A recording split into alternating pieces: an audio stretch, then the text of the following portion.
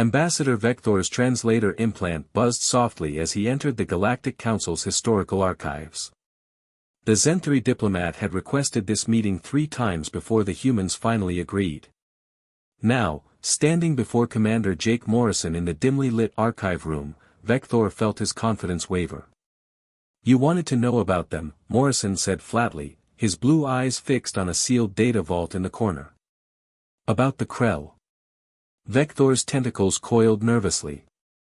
In his 2 centuries of diplomatic service, he'd never seen a human so cold. "Yes, Commander. The historical records show they once controlled 17 systems near Sol. Then, they simply vanished. No trace. No explanation. The timeline coincides exactly with humanity's emergence onto the galactic stage." Morrison was silent for a long moment.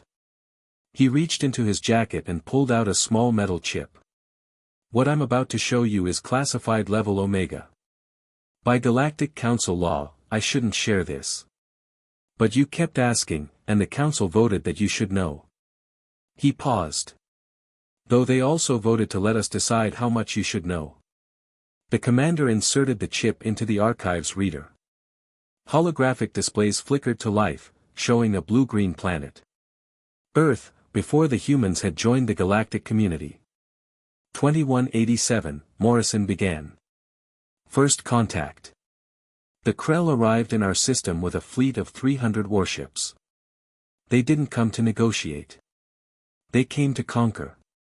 Vector watched the footage. Krell vessels, each the size of a small moon, descended upon Earth cities.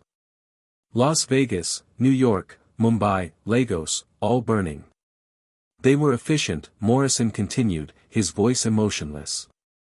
They'd done this to 47 other species. Standard protocol: destroy military infrastructure, eliminate 70% of the population, enslave the rest. They had it down to a science.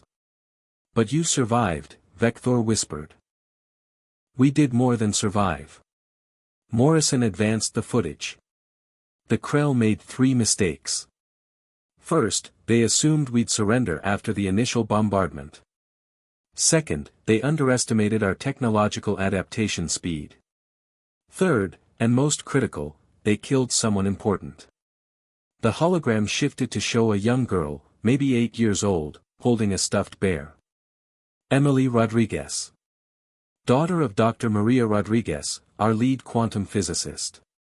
The Krell destroyed Seattle during their second wave. Emily was in a school that took a direct hit. Vector saw Morrison's jaw tighten.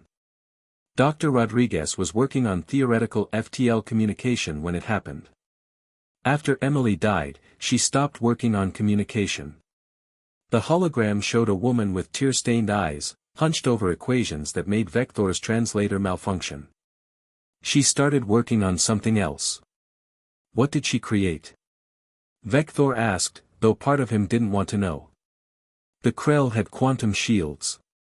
Impossible to penetrate with conventional weapons. So Dr. Rodriguez created a weapon that didn't exist in conventional space. Morrison's expression remained neutral. She called it the Philadelphia device, after an old Earth legend. It shifted matter between dimensions. Not just displacement, complete quantum dissolution across infinite parallel realities. The hologram showed a small device, no larger than a briefcase. We only built one, Morrison said. That's all we needed. Captain James Fletcher volunteered to deliver it. He flew a stealth shuttle into the heart of the Krell command ship orbiting Mars. Activated the device. And the footage showed something Vector's mind struggled to comprehend. The Krell command ship didn't explode. It simply unraveled. Like reality itself was rejecting its existence. The effect spread, ship to ship, following some invisible connection between the vessels. Quantum entanglement, Morrison explained. The Krell fleet used synchronized shield harmonics. Dr. Rodriguez turned their greatest strength into a transmission vector. Every Krell ship in our solar system ceased to exist across all possible timelines simultaneously. By the ancestors, Vector breathed. But the historical records show they had colonies, homeworlds. We gave them a choice, Morrison interrupted. Withdraw completely from all conquered worlds, dismantle their military, submit to Galactic Council oversight, or... He gestured to the frozen hologram. Most chose survival. The colonies that didn't. His expression darkened. We don't talk about them.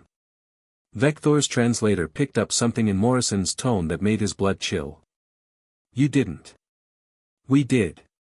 Morrison ejected the chip and crushed it in his palm. 17 colony worlds. 43 billion Krell.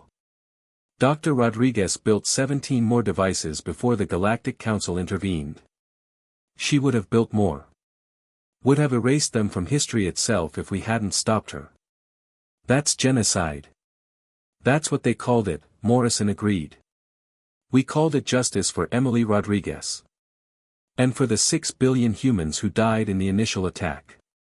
And for the 47 species the Krell had enslaved over 3 centuries. He turned to face Vector directly. The Council made us stop. Made us promise to seal the technology away forever. We agreed. Because they were right, we become monsters. Vector's tentacles trembled. Why tell me this? Why not let history forget? Because you need to understand something about humans, Ambassador. Morrison's voice was quiet but carried the weight of worlds. We're peaceful. We're cooperative. We'll negotiate, compromise, coexist with species vastly different from ourselves. He paused. But if you push us, if you harm our children, destroy our homes, threaten our existence, we don't just fight back. We ensure the threat can never rise again. That's terrifying. Yes, Morrison agreed simply. That's why the Galactic Council invited us to join. That's why we have a permanent seat. And that's why, when you asked about the Krell, the Council voted to let you know. He moved toward the exit. Fear keeps the peace as much as diplomacy, Ambassador. Vector stood alone in the archive long after Morrison left, staring at the sealed vault. Somewhere in that darkness lay the complete story of humanity's wrath. And now he understood why the galaxy welcomed humans so readily, why even the most aggressive species treated them with cautious respect. The humans hadn't just defeated the Krell. They'd erased them so thoroughly that even mentioning their name felt like tempting fate. As Vector left the archive, he made a mental note to update the Zenthari diplomatic protocols. Right at the top, never make the humans angry.